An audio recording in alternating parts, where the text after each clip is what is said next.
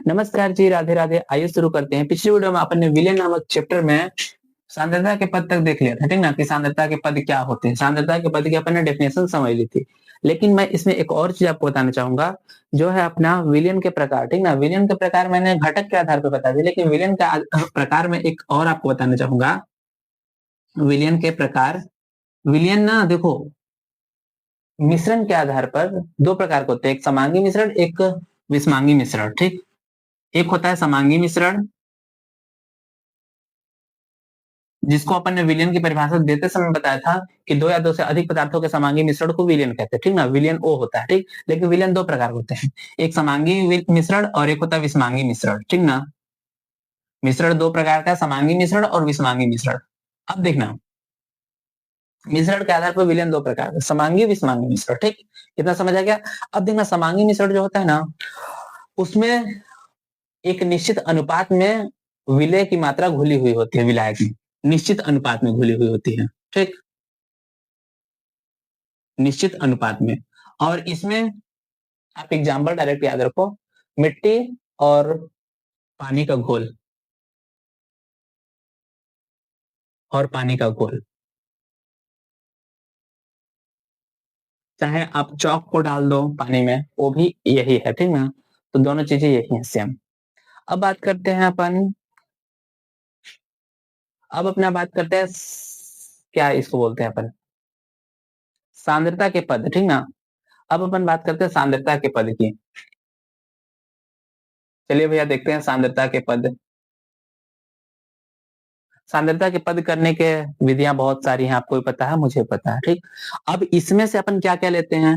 पहला आता है अपना मोलरता। ठीक ना, मोलरता जिसको कैपिटल एम से प्रदर्शित करते हैं, मोलरिटी कहते हैं। ठीक ना, क्या होता है अपना मोलरता, इसको कैपिटल एम से प्रदर्शित करते हैं। इसकी पहले डेफिनेशन समझेंगे और फिर इसको समझाऊंगा मैं। ठीक ना, प्रॉपर क्या होता है। देखो, 1 लीटर विलियन मैं ले लेता हूँ। ठीक ना, 1 लीटर विलियन है। ठीक, मैंने डायरेक्ट विलियन ले लिया। ठीक ना, जैसे मतलब मान लो मैंने कुछ पानी लिया, पानी का कुछ मात्रा लिया, और इसमें मैंने कुछ नमक घोल दिया है। नमक हमारा क्या है, विलेय है। ठीक ना, ठीक, नमक मेरा विलेय है। मैंने कुछ पानी लिया और कुछ नमक घोल दिया, दोनों को घोल के मैंने कितना बना दिया, 1 लीटर मैंने बना दिया। ठीक ना, इसको मैंने कितना बना दिया, 1 लीटर। सेकंड, इसकी मैंने मात्रा कितना बना दी, 1 लीटर। ठीक, 1 लीटर मैंने दोनों को घोल बना दिया। ठीक, तो विलियन का मात्रा कितना हो गया, यहाँ विलियन की मात्रा कितनी होगी, 1 लीटर। ठीक, ये विलियन की मात्रा होगी 1 लीटर। तो डेफिनेशन यहीं से उठता है, 1 लीटर विलियन में उपस्थित, 1 लीटर विलियन में उपस्थित विलेय पदार्थ के मोलों की संख्या। ठीक ना, किसकी संख्या, मोलों की संख्या। अब देखना, राइटिंग के ऊपर मत जाना, नोट्स में आपको प्रॉपर राइटिंग मिलेगा। ठीक, और आपको समझने से मतलब होना चाहिए, क्योंकि जल्दी लिखने में थोड़ा हो जाता है, समझिए।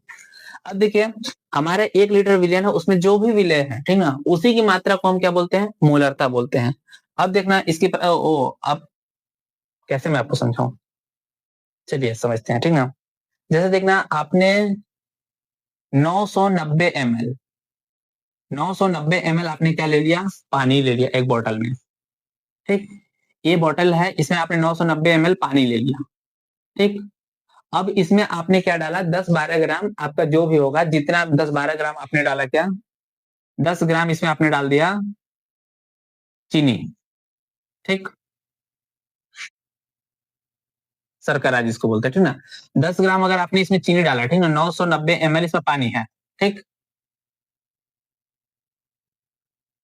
और बॉटल आपने मान लो 1 लीटर बिस्लरी का बॉटल ले लिया, इसमें थोड़ा सा जगह खाली होगा 10 ml के लिए। ठीक ना, अब वो 10 ग्राम जब आप इसमें डालोगे ना, तो ये भी भार है, ये भी देखो, आपको पता है द्रव्यमान भी जगह घेरता है, तो ये भी, इसके लिए भी जगह चाहिए। तो ये जो पानी का बोतल है ना, ये पूरा भर जाएगा। ठीक ना, ये आपका ये आ गया, क्या बोलते हैं, शक्कर, ये चीनी आ गया 10 ग्राम। तो ये हो गया, इस प्रकार से आपका पूरा बोतल भर गया। तो टोटल का आयतन कितना हो गया, टोटल का भी 1 लीटर। ठीक, आई होप कि समझ आ गया होगा। अब इसके अपन उसकी बात करते हैं, सूत्र की। इसका सूत्र क्या हो सकता है, इसका सूत्र होता है m बराबर मोलरता। ठीक ना, m क्या है, मोलरता लिख दे रहा हूं मैं। मोलरता बराबर विलय के मोल, विलय के मोल बटे विलयन का आयतन,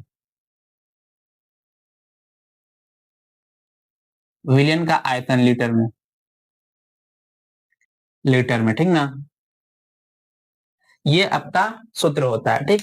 अब इस सूत्र को ना अच्छे समझते हैं, क्योंकि डायरेक्ट इस सूत्र को तो आप यूज नहीं करोगे, आप यूज कर सकते हो, लेकिन एक बेसिक फॉर्मूला क्या होता है, जैसे कि कभी कभी क्या करता है ना, क्वेश्चन पूछ देता है मोलरता की, ऐसे बोल देगा, क्वेश्चन पूछ देगा मोलरता एम की का सूत्र लिखिए, एम का सूत्र,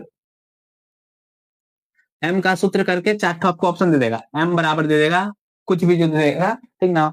फिर ऐसे आपसे पूछ लेगा कि एम का फॉर्मूला क्या होता है, ठीक है। मोलरता विलय के मोल बटे विलयन का आयतन लीटर में, ठीक। अब इसमें बात करते हैं मोलरता, कैपिटल एम होता है मोलरता का। विलय के मोल की बात करें, विलय का मोल आपको पता होना चाहिए, मोल का परिभाषा क्या, मोल का सूत्र क्या होता है। विलय के मोल, अपन विलय को बी से, आपको मैंने बताया था ए से विलायक को रिप्रेजेंट करते हैं और बी से विलय को रिप्रेजेंट करते हैं, ठीक। ये हो गया विलय और विलायक, दो चीज ऐसे होते हैं, इनको ऐसे रिप्रेजेंट किया जाता है। तो एन बी विलय के मोल, तो एन बी मैं रिप्रेजेंट करूंगा, ठीक ना। इस चीज को समझिएगा, कभी कभी इसको देखना, विलायक को एक लिख देता है कोई बुक और विलय के दो लिख देता है, ऐसे, ठीक ना। N1 N2 भी लिखा जाता है, लेकिन मैं बी, जितना भी मैं केमिस्ट्री आपको फिजिकल केमिस्ट्री पढ़ाऊंगा, अगर मोल की बात आएगी विलय के मोल की, तो मैं एनबी ही लिखूंगा, ठीक ना। इस बात को आप ध्यान दीजिएगा। तो यहाँ एनबी आ गया, एनबी का मान कितना आ जाएगा, विलय के मोल, विलय का मोल क्या होता है, विलय का भार बटे अणु भार, इस बात को याद रखिएगा। विलय का भार, विलय को भार, देखो भार क्या होता है, भार मतलब वेट होता है, ठीक ना। तो इसको डब्ल्यू से मैं वेट को, साइन को रिप्रेजेंट करूंगा। तो ये हो गया विलय का भार। मैं इस चीज को आपको क्यों बता रहा हूँ कि इसका सिग्निफिकेंस क्या है, इसका वो चीज, इसको कैसे किस चीज से प्रदर्शित करते हैं, क्योंकि इसको जनरली बच्चे भूल जाते हैं। वो लोग क्या रटते हैं ना, रटते हैं और बहुत टीचर रटवाते भी हैं कि m बराबर W B upon M B into 1000, ऐसे रटवाते हैं, ठीक है। मैंने इस चीज को देखा है, तो इसलिए मैं आपको इस चीज को बता रहा हूँ। डब्ल्यू हो गया भार, तो डब्ल्यू बी विलय का भार बटे विलय का अणु भार, विलय का अणु भार, अणु भार मतलब मोलर मास, मोलर मास मतलब एमएम भी लिख लो या फिर इसको लिख दो अणु भार।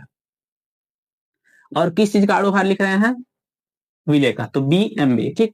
यह सूत्र आपको पता होना चाहिए, कभी कभी मोल भी निकालने के लिए पूछ लेता, तो ये भी सूत्र आपको पता होना चाहिए, ठीक ना। तो विलय के मोल भार बटे अणु भार, विलय का भार बटे विलय का अणु भार, ठीक। ये हो गया। अब विलयन का आयतन पूछ रहा है लीटर में, तो विलयन का आयतन लिख लेते हैं, वी, आयतन को वी से, वॉल्यूम वी से प्रेजेंट करते हैं, ठीक ना। आपको पता होगा ये बात, नहीं पता होगा जान जाइए। वी से इसको रिप्रेजेंट करेंगे ए लीटर में, ठीक। लिख दे रहा हूं यहां नीचे लीटर में। एक ये आपका सूत्र हो जाता है, ठीक। एक ये सूत्र होता है, लेकिन ये सूत्र उतना यूज नहीं आता है। एक और सूत्र मैं डिराइव कर रहा हूं और उसके बारे में बता रहा हूं, देखो, क्योंकि देखो जनरली जब अपन किसी भी विलय पदार्थ की बात करते हैं या किसी भी अपन केमिकल या कोई भी चीज की बात करते हैं ना, जैसे मान लो मेरे को मेरे को कोई भी पानी है, ठीक ना, पानी मेरे को CO2 को घोलना है, तो मैं CO2 को कितना घोलूंगा, 10 ग्राम, 20 ग्राम, 50 ग्राम, 100 ग्राम, ग्राम में ना मैं घोलूंगा भाई, मैं किलोग्राम में थोड़ी घोलने जा रहा हूँ कि 2 किलो मैंने घोला। मुझे एक डेटा निकालना तो मैं छोटे से ना निकालूंगा, तो ml में आइए देखते हैं कैसे निकालेंगे। तो हो गया मोलरता m बराबर विलय का भार, विलय का भार रहेगा वही W B upon M B into विलियन का आयतन, ठीक ना। ये विलियन का आयतन है, ठीक ना। यहाँ पास लिख भी दे रहा हूं नीचे, विलियन मतलब, विलियन मतलब ए भी कुछ नहीं, विलियन मतलब यहाँ नीचे लिख देता हूँ, विलियन में लिख दे रहा हूँ डायरेक्ट, ठीक। ये विलियन हो गया, विलियन का आयतन लीटर में, समझ आ गया। ये हो गया विलियन का आयतन। अगर मैं ml में लेता हूं, ध्यान समझिएगा, अगर मैं ml में लेता हूं तो ऊपर मुझे 1000 से गुणा करना पड़ेगा, ठीक। ये आपका हो गया मोलरता का सूत्र, ये मोस्ट आईएमपी है, इसको याद रखिएगा। अब इसी से रिलेटेड क्वेश्चन भी बनते हैं, इसी से रिलेटेड क्वेश्चन भी बहुत सारे बनते हैं, जिसको मैं नेक्स्ट क्लास में कराऊंगा, ठीक ना, कि हाँ इसके आधार पे कैसे क्वेश्चन आते हैं। आई होप कितना आप लोग समझ आ गया होगा, समझ आ गया होगा आप लोगों को। तो नेक्स्ट टॉपिक अब अपना अपन बात करेंगे मोललता की, ठीक ना, कि मोललता क्या होता है। तो आइए मोललता को समझते हैं।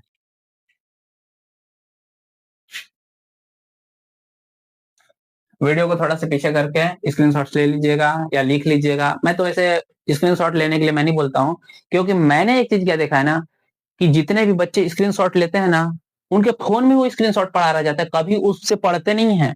और आजकल तो एक क्या ट्रेंड चला है ना कि इंस्टाग्राम पे देखते हैं कि इतना ज्यादा चल रहा है, उस इंस्टाग्राम पे बहुत टीचर बताते हैं कि ये इंपॉर्टेंट क्वेश्चन है, उसको बच्चे लोग स्क्रीनशॉट ले लेके रखे रहते हैं, लेकिन वहां से कोई नहीं पढ़ता है, बस उनके फोन में पड़ा रहता है। मैं इस चीज को देखा हूँ, ठीक ना। तो मैं बोलूंगा कि ये जो चीज होता है ना, मैं बोलता हूँ, मैं भी बोलता हूँ कभी कभी कि स्क्रीनशॉट ले लीजिए ना, स्क्रीनशॉट मत लीजिए, उसको आप लिखिए, ठीक ना, वही ज्यादा बेटर है आपके लिए। अब बात करते हैं मोललता की। किसकी? मोललता की। मोललता को स्मॉल एम से रिप्रेजेंट करते हैं।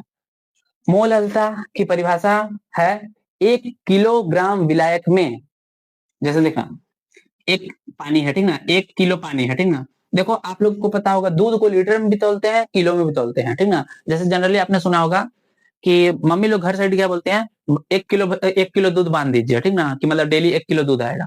तो 1 किलो विलायक को किलो में भी मापा जाता है। एक बात आपको पता होना चाहिए, दूध को हमेशा जरूरी नहीं है कि लीटर में ही मापे, दूध को किलो में भी मापा जाता है, ठीक। तो जैसे देखना 1 किलो विलायक, ठीक ना, जैसे मैंने 1 लीटर पानी लिया ना, 1 लीटर पानी का जब आप वेट करोगे ना तो लगभग 900 कुछ उसका डेंसिटी के अनुसार होता है, 900 कुछ ml होता है, 900 कुछ ग्राम होता है, ठीक ना। तो अगर 1 लीटर से थोड़ा बहुत ज्यादा पानी होगा तो उसको किलो मापेंगे, लेकिन मैं बात बता रहा हूं आपको कि किलो में मापना है पानी को, यहाँ पास जो भी विलायक होगा आपको उसको किलो में मापना है। तो 1 किलो विलायक में, विलायक मतलब पानी, 1 किलो विलायक, लीटर नहीं, केजी, 1 किलो विलायक में घुले विलेय के पदार्थ के मोलों की संख्या को क्या बोलते हैं? मोललता बोलते हैं। 1 केजी विलायक में उपस्थित विलेय के मोलों की संख्या, विलेय जैसे कि हमने नमक ले लिया, चीनी ले लिया, कुछ भी ले लिया, तो इसकी जो मात्रा है उसी को अपन मोललता बोलेंगे। तो यहाँ लिख लेते हैं 1 किलोग्राम विलायक में उपस्थित, विलायक जनरली जल रहता है, ठीक ना, पानी, ठीक। 1 किलो विलायक में उपस्थित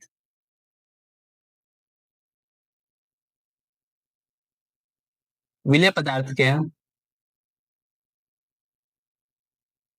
मोलों की संख्या मोललता कहलाती है।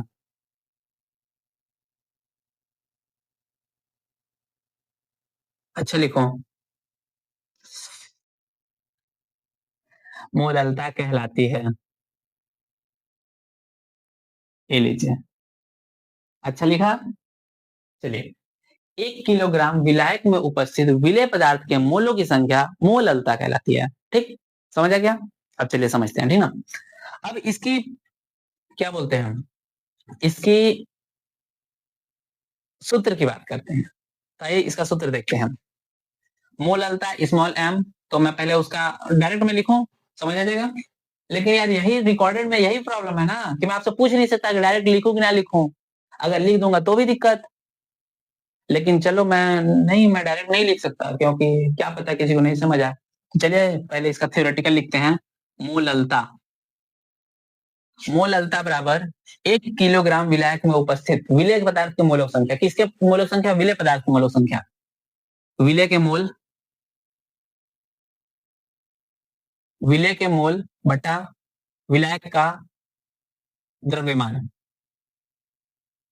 किसमें? किलोग्राम में, ठीक ना, किसमें? किलोग्राम में, ठीक। ये हो गया आपका एक सूत्र, ठीक, जो कि हिंदी में है, आपको समझ आ जाएगा, ठीक ना, इसको पढ़ोगे तो। अब बात करते हैं इसके स्टैंडर्ड सूत्र की, जो आपको याद होना चाहिए।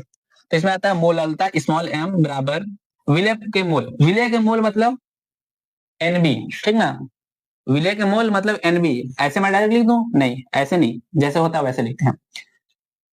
विलेय के मोल, विलेय के मोल मतलब क्या होता है? ए होता है एनबी ना, इसको बात को समझ लीजिएगा, ए होता है एनबी। विलेय के मोल भार बट्टे अणु भार, ये हो गया भार बट्टे अणु भार, इनटू विलायक का द्रव्यमान। विलायक को किसे रिप्रेजेंट करते हैं?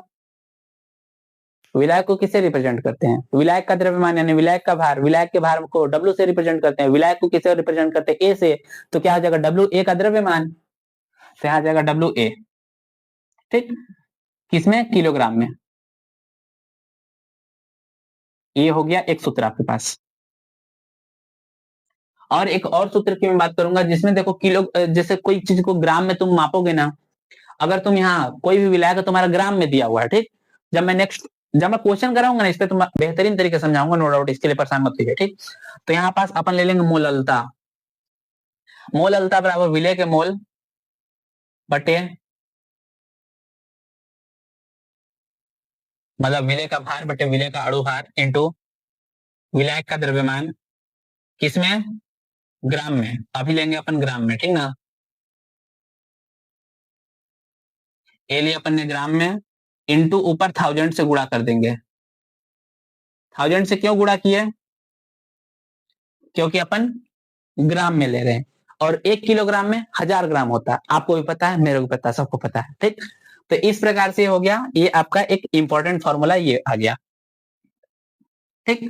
देखो मोलरता मोललता, ठीक ना, स्क्रीनशॉट मतलब लिख लो, ठीक। देखो मोलरता मोललता, आई होप कि दोनों आपको अच्छे तरीके से समझ आ गया होगा। अब बात करेंगे मोल अंश की, जिसको बोलते हैं मोल प्रभाज, ठीक ना। मोल अंश मोल प्रभाज का डेफिनेशन नहीं पूछा जाता है, और डेफिनेशन आपको समझना भी नहीं है, आपको मैं जो समझाऊंगा उसको समझना है, ठीक ना। ये जो मैं बता रहा हूँ डेफिनेशन, डेफिनेशन कहीं नहीं पूछा जाता है। जब मोलरता और मोललता में जब आपको अंतर पूछा जाएगा ना, उसमें आपको ये डेफिनेशन काम आएगा कि हाँ इसमें लिख दूंगा ये मात्रा पर निर्भर करता है, मात्रा पर निर्भर नहीं करता है, ताप पर निर्भर करता है, ताप पर निर्भर नहीं करता है, 1 किलो विलायक से संबंधित है, 1 लीटर विलयन से संबंधित है, ऐसे आप लिख सकते हो, ठीक ना। क्योंकि अंतर में अगर मान लो 3 नंबर का अंतर पूछ जाए, 3 ठो अंतर सबका लिखना पड़ेगा, समझ रहे हो ना, तो इसलिए इंपॉर्टेंट है। चलिए अब देखते हैं अपन क्या चीज, आइए अब देखते हैं अपन मोल प्रभाज को। तो इसको रब करते हैं और समझते हैं अपन मोल प्रभाज को। इधर सारा मिटा देते हैं, एक बार सूत्र लिखेंगे बस उसका, मोल प्रभाज।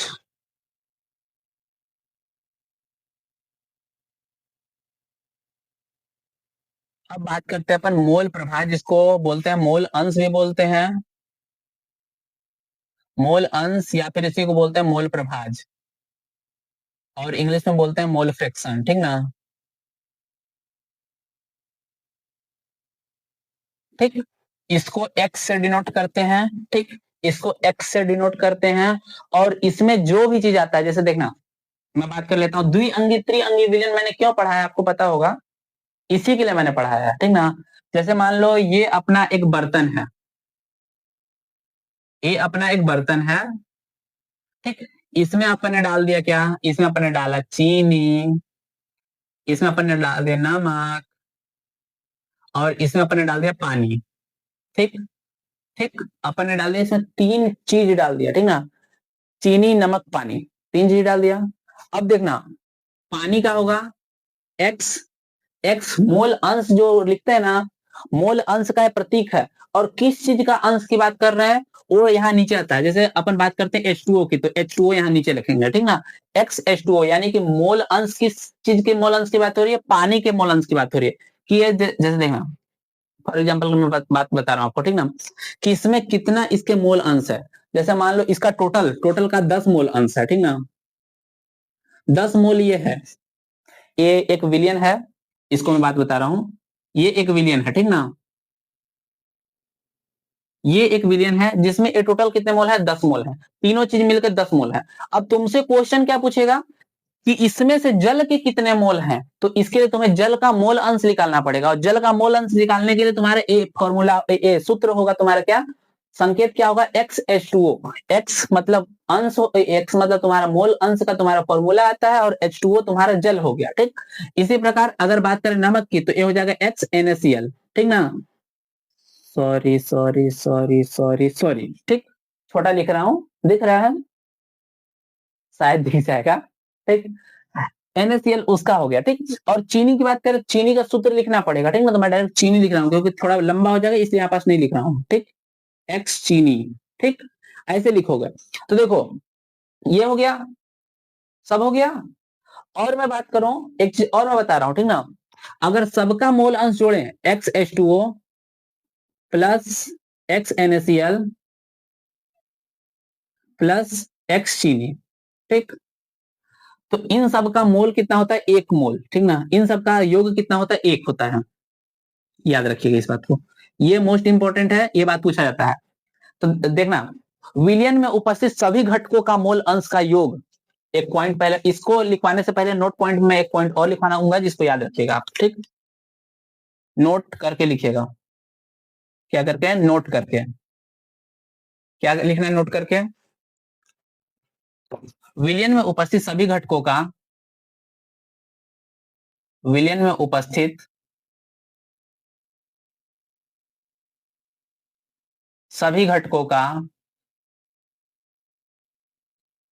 विलयन में उपस्थित सभी घटकों के योग का, ठीक ना, विलयन में उपस्थित सभी घटकों के,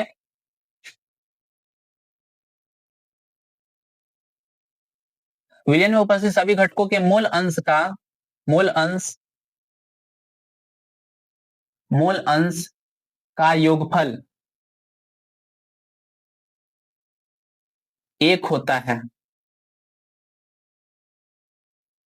इस बात को याद रखिएगा, विलयन में उपस्थित सभी घटकों के मूल अंश का योग एक होता है। ये चीज आपसे पूछा जाता है, ठीक ना। इसको मैं समझाऊंगा कभी कैसे होता है, इसको मैं कभी समझा दूंगा, ठीक ना, इसके लिए परेशान मत रहिएगा। वैसे ये तो डायरेक्ट क्वेश्चन बनता है, पूछा नहीं जाता कैसे हुआ क्या हुआ, नहीं पूछा जाता, तो आपको ये बात पता होना ही चाहिए, ठीक। अब बात करते हैं अपन एक्स के ऊपर, ठीक ना, ओ एक्स नहीं, ए एक्स, मोल अंश वाला, ठीक। अब देखिए इसको मैंने आपको समझा दिया, 10 मोल हो गया, तो इसमें एक्स एच टू ए सब मिलाओगे ना तो ये टोटल 10 मोल होगा, ठीक ना, 10 मोल होगा, सबका मान जोड़ोगे तो एक ही आएगा, ठीक। तो इसको समझते हैं। अपन बात करते हैं, जैसे इतना बड़ा नहीं बात करेंगे अपन, छोटा ही बात करेंगे, दो घटक वाले विलयन की बात करेंगे, ठीक ना, क्योंकि दो घटक का ही हमारे 12 में पूछा जाता है जनरली, उससे बड़ा नहीं पूछा जाता है, ठीक। तो देखना, तरसती है निगाहें तेरे तक, आइए इधर देखते हैं। जैसे देखिए अपना एक ये है, एक मान लो कोई, क्या बोलते हैं उसको, एक कोई बर्तन है, ठीक ना, इस बर्तन में अपन ने ले लिया पानी, और इस बर्तन में अपन ने ले लिया नमक, ठीक। इस बर्तन में अपन ने दो घटक ले लिए हैं। अब दोनों घटकों के मोल अंश का योग कितना होगा? एक। विलयन में उपस्थित जितने भी घटक रहेंगे सबका अगर योग कर दोगे तो एक रहेगा। तो इनके इनके बारे में बात करते हैं, इनका घटक का कितना होगा। देखो पानी को तो हमेशा ए लेंगे क्योंकि पानी विलायक होता है, तो मैं यहाँ डायरेक्ट लिख रहा हूँ ए, एक्स ए हो गया। और नमक क्या हो गया? नमक अपना विलय हो गया तो इसको एक्स बी लिखते हैं, ठीक ना, तो ये हो गया एक्स बी, ठीक। देखो एक्स ए एक्स बी दोनों हो गए। अब एक्स ए और एक्स बी जब दोनों जुड़ेंगे, क्योंकि दोनों मोल अंश हो गए, दोनों मोल अंश का जब मोल अंश का जब योगफल करते तो अपन एक आता है, विलयन में उपस्थित दोनों घटक का योग एक हो गया। ये आपको याद होना चाहिए। अब बात करते हैं एक्स ए कैसे निकाले भैया। ठीक है, दोनों का मान तो एक है, लेकिन एक्स ए किसी एक चीज का तो मान हमें पता होना चाहिए ना। जैसे मान लो फॉर एग्जाम्पल मैं आपसे बात कर रहा हूँ, दोनों का योग तो एक हो गया, लेकिन एक्स ए का मान कैसे निकालूं? एक्स ए का मान निकालने के लिए कोई तो फॉर्मूला होगा, उस फॉर्मूला के भी अपन बात करेंगे, तब ना अपन एक्स बी का मान निकाल सकते हैं। क्योंकि देखो कोई भी आपको पता होगा, कोई भी क्वेश्चन होता है, किसी भी क्वेश्चन में आपको दो चीज का मान दिया जाता है, ठीक ना, दो चीज का आपको मान दिया जाता है और एक चीज का मान पूछा जाता है। जनरली ऐसा ही होता है, ए दिया होता है और एक खाली रहता है, इसको आपसे पूछा जाता है कि हाँ भाई दो चीज का मैंने आपको मान दे दिया है, एक चीज का आप मुझे मान बताओ, तभी ना आप बता पाओगे, नहीं तो कहां से आप बताओगे। तो वही चीज बात है।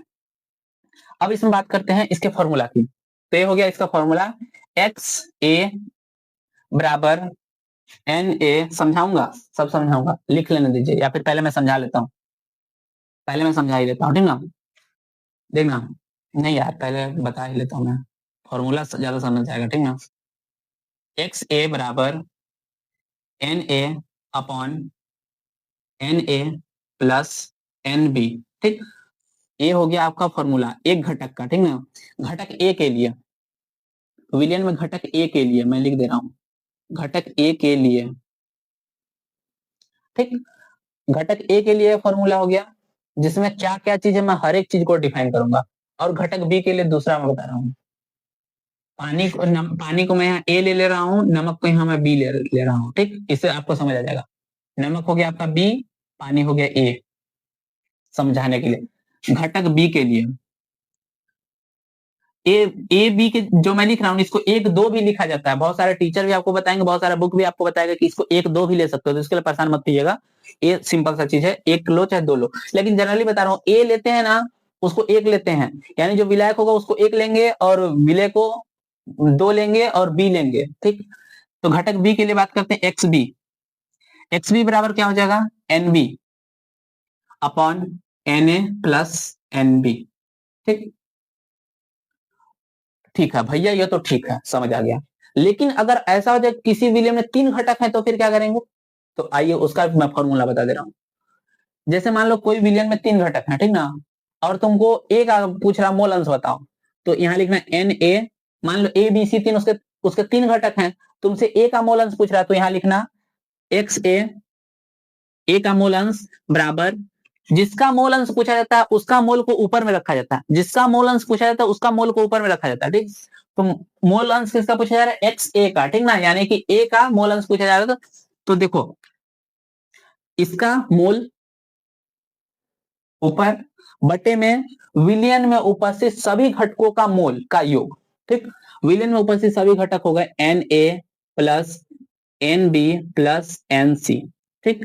ये हो गया आपका 3 घटक वाले विलयन के लिए मोल अंश का सूत्र। अब इसी प्रकार अगर आपसे x, अगर मान लो दूसरे का b का अगर मोल अंश, घटक b का अगर मोल अंश पूछ लेगा, तो xb बराबर nb upon na nb nc, ठीक ना, ऐसे होगा। अब समझ लेते इसमें na nb nc ये सब क्या है, लिख तो दिए भैया, अब समझ आओ ये क्या है। तो आइए इसको समझाते हैं। इसको देखिए, XA क्या है आपका? विलयन में उपस्थित घटक A का मोल अंश, ठीक। तो ए है XA, घटक A के लिए, ठीक ना, XA मैं पूरा चीज को लिख दे रहा हूं, घटक A का मोल अंश,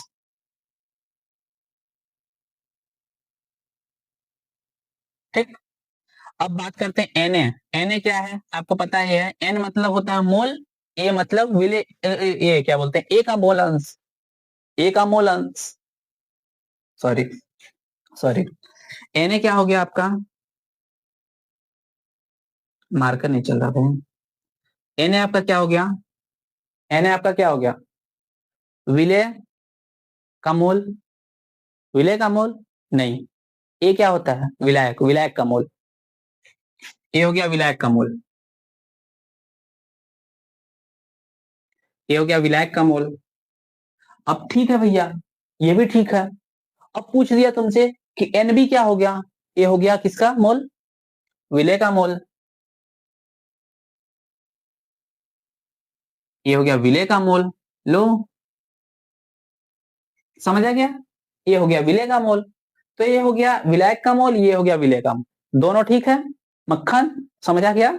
चलिए अब देखते हैं Na का फॉर्मूला क्या होगा। या फिर देखो कभी कभी क्या होता है ना, विलयन का कुल मोल देता है कि विलयन में इतने मोल उपस्थित हैं, तो विलयन का कुल मोल का मान नीचे रख लिया कीजिएगा, और जनरली एक ही होता है, क्योंकि विलयन में उपस्थित सभी घटकों के मोल अंश का योग एक ही होता है, तो यहाँ मान एक ही आएगा, यहाँ भी मान एक ही आता है, जनरली ऐसा होता है।